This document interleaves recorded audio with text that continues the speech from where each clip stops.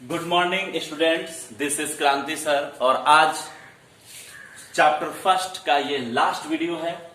Electric field, electric charge and field chapter का ये last video है और इस वीडियो के बाद हम लोग इस चैप्टर को फिनिश कर चुके होंगे और फिर हम इस पर न्यूमेरिकल्स करेंगे।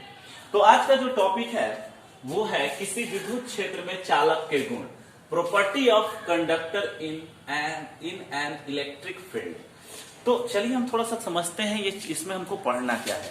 तो विद्यार्थी अगर ये जो टॉपिक है, ये टॉपिक हमें ये बताएगा कि यदि आप किसी इलेक्ट्रिक फील्ड में किसी चालक को या किसी कंडक्टर को रखते हैं तो उस कंडक्टर पर आवेश का वितरण कैसा होगा, उस कंडक्टर के अंदर और बाहर, उसके सतह पर, उसके अंदर इलेक्ट्रिक फील्ड कैसे होंगे, इलेक्ट्रिक फील्ड का नेचर क्या होगा, और साथ ही इस कंडक्टर का जो सरफेस होगा उस पर पोटेंशियल कैसा व्यवहार करेगा, इलेक्ट्रिक पोटेंशियल कैसा होगा।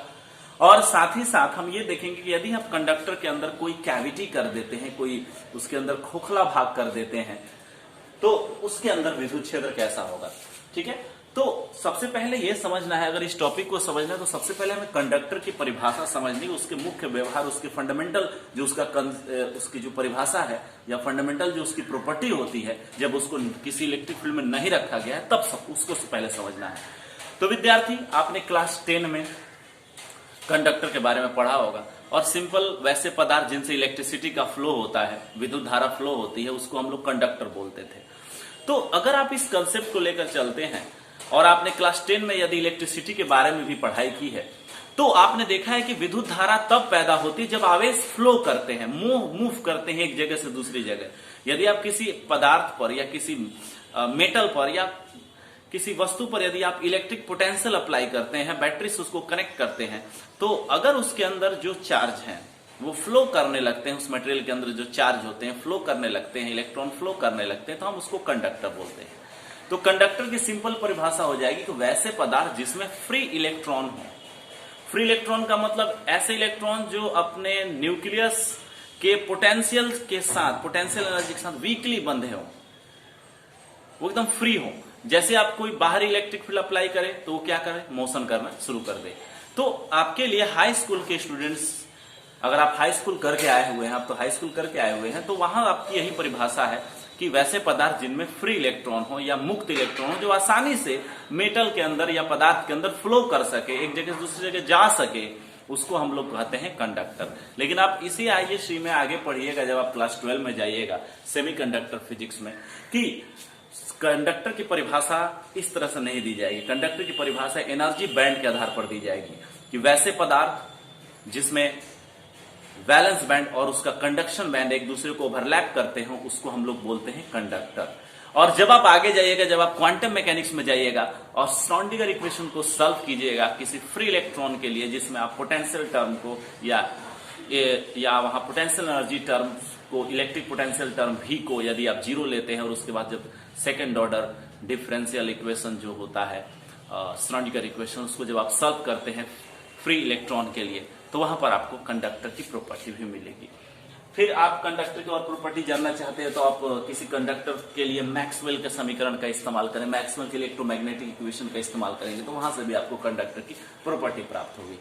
ठीक है, उसके बाद आप एक और तरीका है जिसमें आप किसी मेटल के अंदर इलेक्ट्रॉन को इलेक्ट्रॉन गैस की तरह समझते हैं और उसके डिफ्यूजन, उस पर डिफ्यूजन का कंसेप्ट लगाकर आप उसके प्रॉपर्टी का स्टडी करते हैं, जो आप थर्मल फिजिक्स में करते हैं। तो कहने का मेरा मतलब है कि कई तरीके हैं, कई रास्ते हैं किसी कंडक्टर को परिभाषित करने के लिए, लेकिन आपके लिए कंडक्टर का मतलब हो गया वैसे पदार्थ जिसमें फ्री इलेक्ट्रॉन हो और जब आप कोई इलेक्ट्रिक पोटेंशियल अप्लाई करते हैं, बैटरी से उसको कनेक्ट करते हैं, तो आवेश फ्लो करना शुरू कर दे। तो चलिए, बहुत अच्छी बात है। तो इसमें हमारा जो टॉपिक है वो है किसी विद्युत क्षेत्र में चालक के गुण, property of conductor in an electric field. इसमें आपके कितनी प्रॉपर्टी है? 7 प्रॉपर्टी है। पहला प्रॉपर्टी है कंडक्टर का कुल आवेश सतह पर वितरित होता है। गुड, बड़ा इंपॉर्टेंट है, कंडक्टर का कुल आवेश सतह पर वितरित होता है। अब ये ऐसा क्यों होता है? मान लेते हैं हमारे पास एक कंडक्टर है, ओके, और इस कंडक्टर को हमने इलेक्ट्रिक फील्ड में अभी नहीं रखा है, तो आप देखिए कि इसके अंदर क्या है, फ्री इलेक्ट्रॉन है, फ्री इलेक्ट्रॉन, जिसको आप माइनस चिन्ह द्वारा डिनोट कर रहे हैं। क्या होगा, जैसे ही आप इस कंडक्टर को लेते हैं और इसके अंदर जो फ्री इलेक्ट्रॉन है वो यहां पर आपने फ्री इलेक्ट्रॉन, अभी मैं उसको मुझे बताना नहीं है। अभी ये कंडक्टर है जिस पर आपने किसी प्रकार का बाहर से चार्ज नहीं दिया है, जो भी चार्ज है उसके अंदर के हैं, हम उस पर डिस्कस नहीं करेंगे। हमने इस पर चार्ज दिया, हमने एक स्मॉल क्यू चार्ज लिया और इस पर स्प्रेड कर दिया, फैला दिया, तो क्या होगा, यह चार्ज इस पॉइंट, इस जगह पर हमने स्प्रेड कर दिया है। चूंकि ये इक्वल चार्ज है इसलिए ये इक्वल चार्ज एक दूसरे को क्या करेंगे, प्रतिकर्षित करेंगे। और प्रतिकर्षण करने के बाद चूंकि ये मेटल प्लेट की कंडक्टर की परिभाषा ये है कि ये फ्री इलेक्ट्रॉन होते हैं, तो यह आसानी से मूव करेंगे और एक दूसरे से दूर भागेंगे, और दूर भागने पर कुछ देर बाद क्या होगा, यह इसके सतह पर एक समान रूप से वितरित हो जाएंगे। अगर ये यूनिफॉर्म है तब, अगर नॉन यूनिफॉर्म है तो असमान रूप से वितरित होंगे, मतलब ये इसके सतह पर वितरित हो जाएंगे।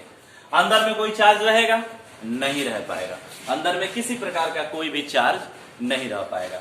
तो इसका मतलब है कि पहला ये है कंडक्टर का कुल आवेश सतह पर वितरित होता है। जबकि अगर आप इसको नॉन कंडक्टर लेते हैं, कुचालक पदार्थ लेते हैं, और यदि आप यहां चार्ज देते हैं तो इनके बीच भी रिपल्सन होगा, लेकिन नॉन कंडक्टर मटेरियल पर चार्ज फ्री तौर पर मूव नहीं कर सकते हैं, इसीलिए वो जहां आप देंगे उसके आसपास ही उसका डिस्ट्रीब्यूशन हो जाएगा, वो सतह पर नहीं जाएंगे।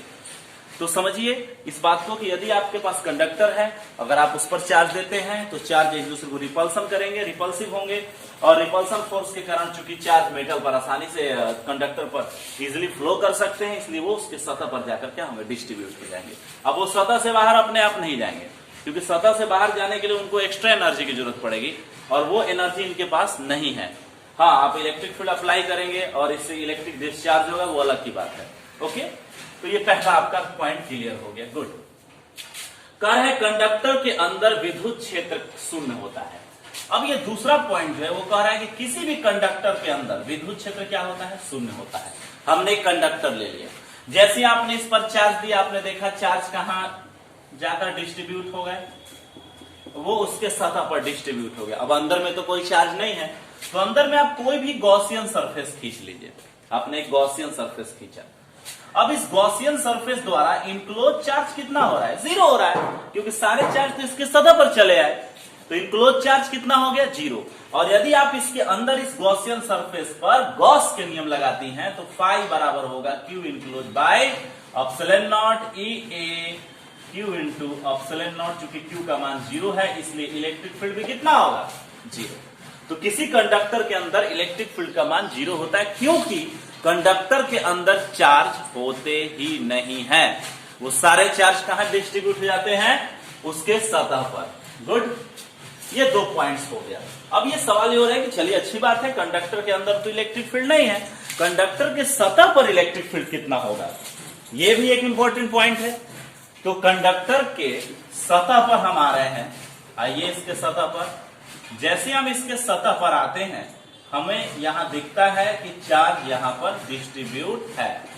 अब थोड़ा सा गौर करते हैं। सबसे पहली बात तो ये ध्यान रखना है कि किसी भी कंडक्टर का इलेक्ट्रिक फील्ड लाइन कंडक्टर के सतह के परपेंडिकुलर होगा, इस प्रकार से। अगर यहां है तो अब आप कहेंगे सर ऐसा क्यों होगा, क्योंकि मैंने आपको 10 बार बताया है, 10 टाइम्स मैंने बताया होगा कि यदि यह परपेंडिकुलर नहीं रहकर किसी एंगल पर रहता है, किसी दूसरे ओरिएंटेशन में रहेगा, तो इसका 2 कंपोनेंट होगा, पैरेलल और परपेंडिकुलर और पैरेलल। और पैरेलल कंपोनेंट इस मेटल प्लेट के सरफेस के अलोंग होगा, अनुदिश होगा, जिससे मेटल प्लेट पर जो चार्ज है उस पर फोर्स लगेगा और वो अपने से मूव करने लगेगी, और इसमें एक ऑटोमेटिक करंट जनरेट हो जाएगा, जो पॉसिबल नहीं है। चलिए अच्छी बात है, बहुत अच्छी बात। अब सवाल यह है कि इलेक्ट्रिक फील्ड का मान कितना होगा। तो आप अगर इस छोटे जगह पर इलेक्ट्रिक फील्ड के लिए एक पैच खींचते हैं, यहां पर एक चार्ज एलिमेंट या एक पैच ले लिया, या इसको चार्ज एलिमेंट बोलते हैं, तो यहां पर ये चार्ज एलिमेंट के पास चार्ज है, और आप जानते हैं कि अगर चार्ज की डेंसिटी सिग्मा है तो यह कंडक्टर के सरफेस पर इलेक्ट्रिक फील्ड का मान होता है सिग्मा बटा एप्सिलॉन नॉट, जो कि आपने पढ़ाई की है इससे पहले। याद आ रहा है आपको, जब मैंने कंडक्टर के लिए इलेक्ट्रिक फील्ड की गणना की थी तो उसका मान कितना था, सिग्मा बटा एप्सिलॉन नॉट। तो किसी भी कंडक्टर के सतह पर इलेक्ट्रिक फील्ड सतह के परपेंडिकुलर होते हैं और उसका मान होता है सिग्मा बटा एप्सिलॉन नॉट। कितना होता है? सिग्मा बटा एप्सिलॉन नॉट। ये बाहर में होगा। कहां होगा? बाहर में, आउटसाइड में। और इनसाइड में इलेक्ट्रिक फील्ड कितना होगा बाबू? 0 होगा। Any questions, any doubt? बहुत बढ़िया, गुड। तो हमने कितना क्लियर कर दिया? हमने 3 टॉपिक को क्लियर कर दिया, 3 पॉइंट्स को क्लियर कर दिया। हमारा जो चौथा पॉइंट है वो है कंडक्टर के तीक्ष्ण सिरों, शार्प पॉइंट पर विद्युत क्षेत्र अधिक होता है। इसको हम कैसे डिफाइन करेंगे? ये इसका क्या मतलब? तो आप एक कंडक्टर ले लीजिए और इस बार कंडक्टर जो है वो नॉन साइमेट्रिक कंडक्टर है, साइमेट्रिक नहीं है। इस प्रकार से ऐसे यह कंडक्टर है। अब गौर कीजिए, आप जानते हैं कि कंडक्टर के सतह पर इलेक्ट्रिक फील्ड लाइन सतह के परपेंडिकुलर होती है, ये तो आप जानते हैं। बहुत अच्छा। अब देखिए यहां पर इलेक्ट्रिक फील्ड जो होता है वो सिग्मा बटा एप्सिलॉन नॉट होता है। अब सिग्मा क्या है? चार्ज डेंसिटी है। अब आप इस पर चार्ज का डिस्ट्रीब्यूशन कीजिए।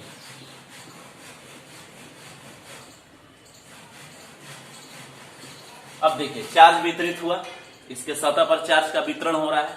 यहां पर देखिए, इस भाग पर देखिए, यहां पर अगर आप इस तीक्ष्ण सिरा, तीक्ष्ण मतलब शार्प है, जैसे चाकू की नोक होती है, तो ये जो सिरा होता है इसको तीक्ष्ण या शार्प बोला जाता है। तो तीक्ष्ण सिरा यह शार्प एज हो गया। अब इस शार्प एज पर आप देखिए चार्ज का डिस्ट्रीब्यूशन, और यहां ही एक ऐसा ही शार्प एज लीजिए, यहां पर भी एक ऐसा एरिया लीजिए और यहां पर चार्ज का डिस्ट्रीब्यूशन देखिए। क्योंकि यहां पर शार्प है इसलिए एरिया यहां पर कम हो रहा है, इसलिए सिग्मा जो होता है वो क्यू बटा कितना होता है? एरिया होता है, चार्ज बटा एरिया। और यहां पर देखिए कि एरिया बहुत छोटा हो रहा है क्योंकि यहाँ एज जो है वो शार्प हो रहा है। और यहां पर देखिए एरिया क्या है? काफी बड़ा है। अगर आप इसको ऐसे, इसको एक वृत्त की तरह या इस सर्किल की तरह या एक गोले की तरह बनाइएगा, तो यहाँ पर देखिए इतना बड़ा गोला इस कर्व को डिनोट कर रहा है। और यहाँ वाले जो वक्र है उसको समझने के लिए, उसकी वक्रता को समझने के लिए आपको एक छोटा गोला खींचना पड़ रहा है।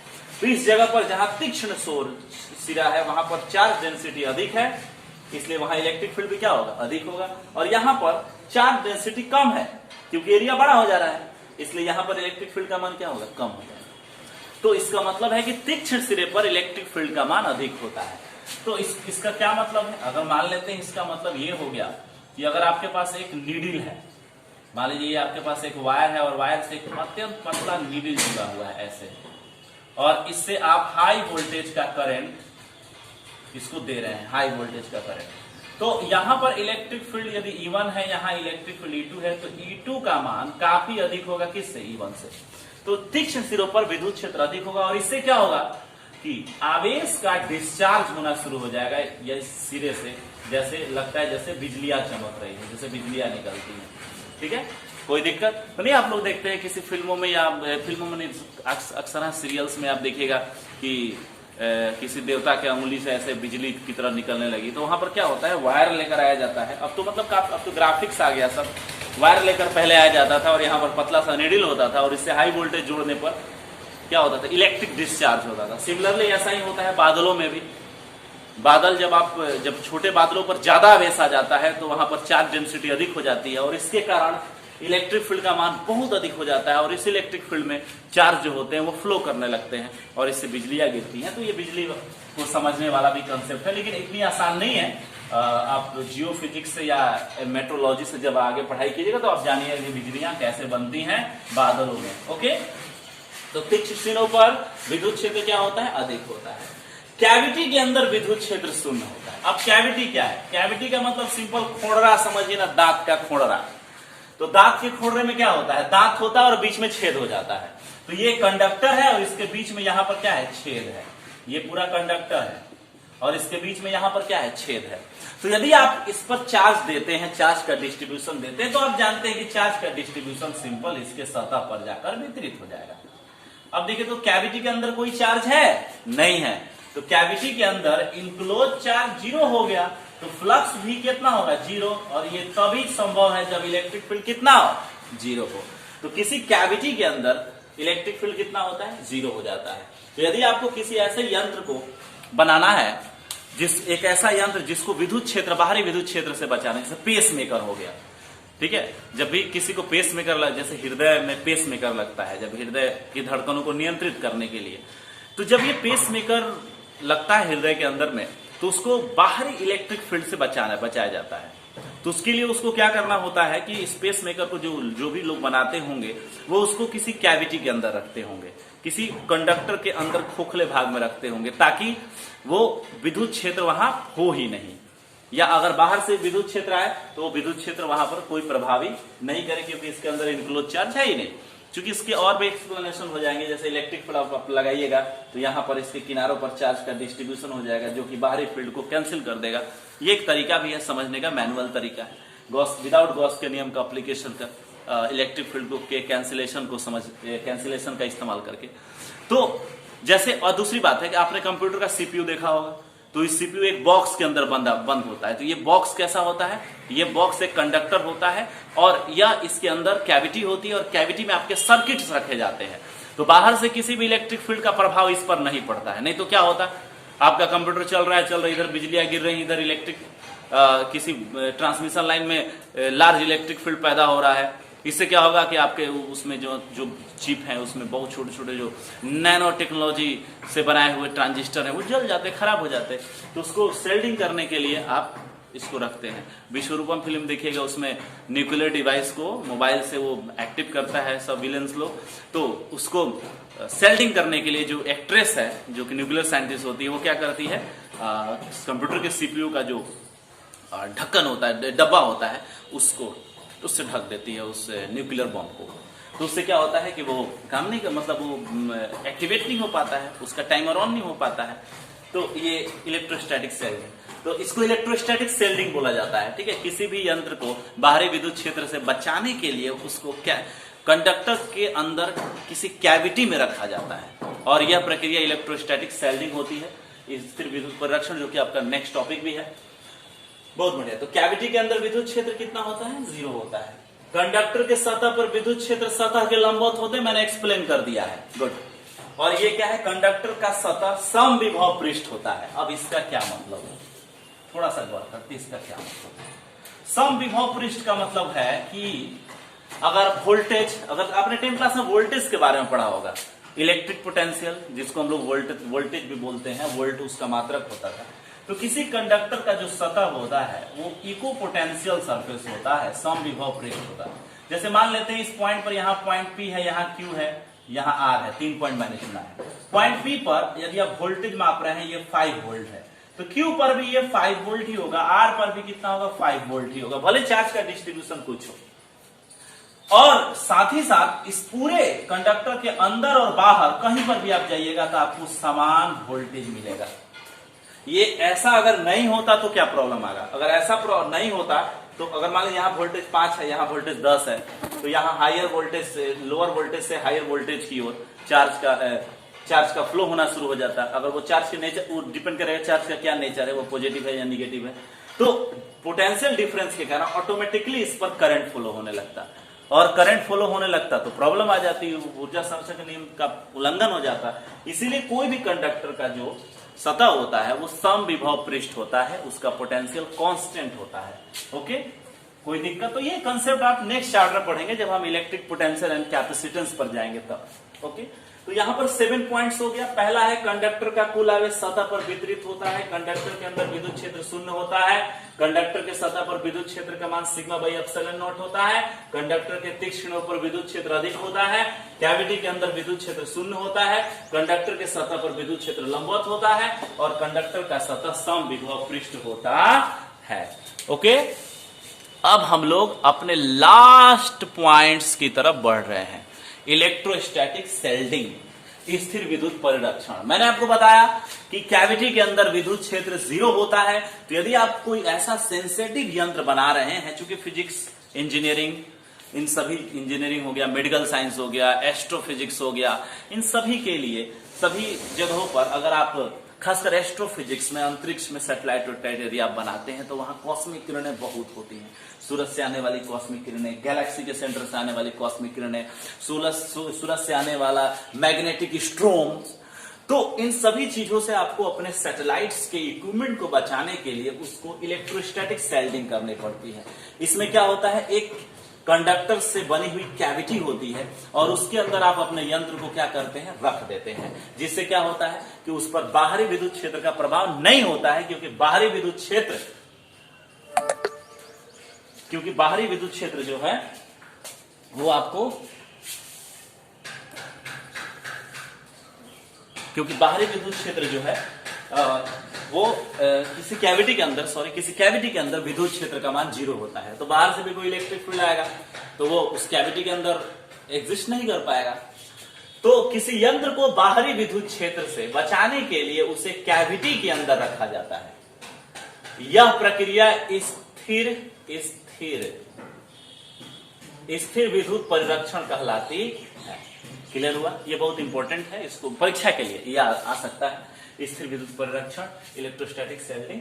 तो ये सेल्डिंग इफेक्ट आपने पढ़ा भी होगा, याद कीजिए, आप केमिस्ट्री में सेल्डिंग इफेक्ट पढ़े होंगे कि कैसे किसी न्यूक्लियस के चारों तरफ जो इलेक्ट्रॉन होते हैं वो एक दूसरे को सेल्ड करते हैं और उससे आयनिक रेडियस घटता है, बढ़ता है, आयनाइजेशन पोटेंशियल उस पर डिपेंड करता है। ये सारी बातें आपने पढ़ी होगी केमिस्ट्री में। तो वही सेल्डिंग है, वहां एक इलेक्ट्रॉन दूसरे इलेक्ट्रॉन के प्रभाव को निरस्त करता है।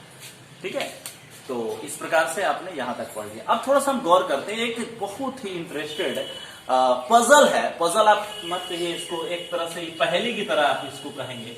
आपसे मैं पूछूंगा फिजिक्स की, आपके पास एक कार है और आप एक बरसाती मौसम में, जिस दिन बहुत ही थंडर स्ट्रॉम मतलब बिजलियां चमक रही हैं, बारिश हो रही है, हल्की हल्की बारिश भी हो रही है, ठीक है, उस दिन आप अपने कार को ड्राइव कर रही हैं। अब तेजी से हवाएं बहने लगी और कार को ड्राइव करना मुश्किल है, आगे का विजन खराब हो गया है, तो आप कार को रोक देती हैं। ठीक है, और यहाँ पर एक पेड़ है और इस पेड़ के नजदीक आपने, पेड़ के नीचे, पेड़ के नजदीक आपने यहाँ रोक दिया है कार को। आपके पास छाता भी है, ठीक है, अम्ब्रेला आपके पास भी है, छाता भी है। अब आपके पास 3 ऑप्शन है इस बारिश और इस थंडर स्ट्रॉम से बचने के लिए। पहला ऑप्शन, आप कार से बाहर निकलो और पेड़ के नीचे खड़े हो जाओ। दूसरा ऑप्शन, पेड़ के नीचे नहीं खड़े होंगे क्योंकि बुजुर्ग लोग कहते हैं पेड़ के नीचे ना खड़े होंगे, तो हम छाता लेके और कार से बाहर निकल जाते हैं, क्योंकि कार तो मेटल की बनी हुई है ना, क्या पता इस पर बिजली गिरेगी तो करंट लग जाएगा, आदमी मर जाएगा। तो हम कार से बाहर निकलते हैं, छाता लेते हैं और स्ट्रीट या रोड के किनारे खड़े हो जाते हैं जहां पेड़ और नहीं है। और तीसरा ऑप्शन है कि कार में म्यूजिक चालू करो और आराम से सीट को थोड़ा सा बैक करो और आराम से म्यूजिक सुनते रहो तब तक जब तक बारिश और गरज खत्म नहीं हो जाती है। आपके पास 3 ऑप्शन है, आप कौन सा ऑप्शन यूज करोगे?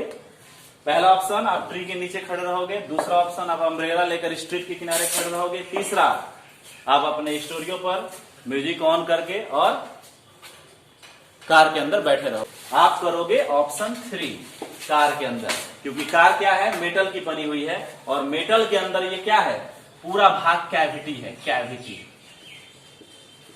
और आप जानते हैं कि कैविटी के अंदर इलेक्ट्रिक फील्ड कितना होता है, 0 होता है।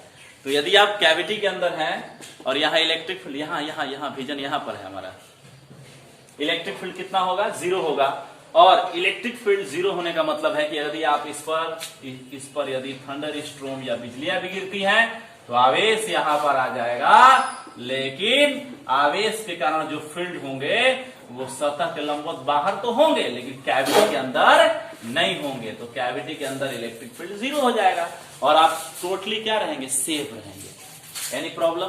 तो इस प्रकार से आपने क्या देखा, इस प्रकार से आपने ये देखा कि कैविटी के अंदर इलेक्ट्रिक फील्ड 0 होता है। ओके, तो डियर स्टूडेंट्स, आपने इस पूरे टॉपिक को समझ लिया होगा और यदि इसमें कोई भी दिक्कत होगी तो आप अपने क्वेश्चंस को कमेंट बॉक्स में डाल सकते हो, लेकिन आप पढ़ाई कीजिए। आप लोग वीडियो को देख नहीं रहे हैं, बहुत कम लोग देख रहे हैं, और कल की जो क्लासेस होगी वो तभी हो पाएगी जब आप न्यूमेरिकल के डाउट्स मुझे देंगे। तो एनसीईआरटी के आपका होमवर्क जो हो गया वो क्या हो गया विद्यार्थी, एनसीईआरटी क्या हो गया, एनसीईआरटी का जो क्वेश्चंस है उस क्वेश्चंस को आप होमवर्क में डालिए और 1 से लेकर जो लास्ट तक है वो सब बनाने का प्रयास कीजिए, ठीक है। और आप आज बनाएंगे इसको पढ़ने के बाद, और आप कमेंट बॉक्स में बताएंगे आपके कौन कौन से न्यूमेरिकल नहीं बने, ठीक है। तब ना हम बनाएंगे कि कौन कौन न्यूमेरिकल आपको नहीं बने, क्योंकि अभ्यास तो आपको करना है ना, लाइन से तो हम बनाएंगे नहीं।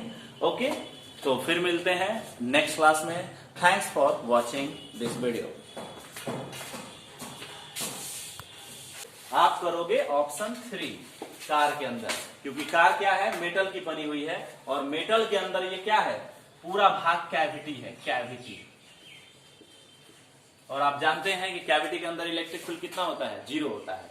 तो यदि आप कैविटी के अंदर हैं और यहाँ इलेक्ट्रिक फील्ड, यहाँ विजन यहाँ पर है हमारा, इलेक्ट्रिक फील्ड कितना होगा, 0 होगा। और इलेक्ट्रिक फील्ड 0 होने का मतलब है कि यदि आप इस पर यदि थंडर स्ट्रोम या बिजलियां भी गिरती हैं तो आवेश यहां पर आ जाएगा, लेकिन आवेश के कारण जो फील्ड होंगे वो सतह के लंबवत बाहर तो होंगे, लेकिन कैविटी के अंदर नहीं होंगे। तो कैविटी के अंदर इलेक्ट्रिक फील्ड 0 हो जाएगा और आप टोटली क्या रहेंगे, सेफ रहेंगे। Any problem? तो इस प्रकार से आपने क्या देखा, इस प्रकार से आपने ये देखा कि कैविटी के अंदर इलेक्ट्रिक फील्ड 0 होता है। ओके, तो डियर स्टूडेंट्स, आपने इस पूरे टॉपिक को समझ लिया होगा, और यदि इसमें कोई भी दिक्कत होगी तो आप अपने क्वेश्चंस को कमेंट बॉक्स में डाल सकते हो। लेकिन आप पढ़ाई कीजिए, आप लोग वीडियो को देख नहीं रहे हैं, बहुत कम लोग देख रहे हैं, और कल की जो क्लासेस होगी वो तभी हो पाएगी जब आप न्यूमेरिकल के डाउट्स मुझे देंगे। तो एनसीईआरटी के आपका होमवर्क जो हो गया वो क्या हो गया विद्यार्थी, एनसीईआरटी क्या हो गया, एनसीईआरटी का जो क्वेश्चंस है उस क्वेश्चंस को आप होमवर्क में डालिए, और 1 से लेकर जो लास्ट तक है वो सब बनाने का प्रयास कीजिए, ठीक है। और आप आज बनाएंगे इसको पढ़ने के बाद, और आप कमेंट बॉक्स में बताएंगे आपके कौन कौन से न्यूमेरिकल नहीं बने, ठीक है। तब ना हम बनाएंगे कि कौन कौन न्यूमेरिकल आपको नहीं बने, क्योंकि अभ्यास तो आपको करना है ना, लाइन से तो हम बनाएंगे नहीं। ओके, तो फिर मिलते हैं नेक्स्ट क्लास में। Thanks for watching this video.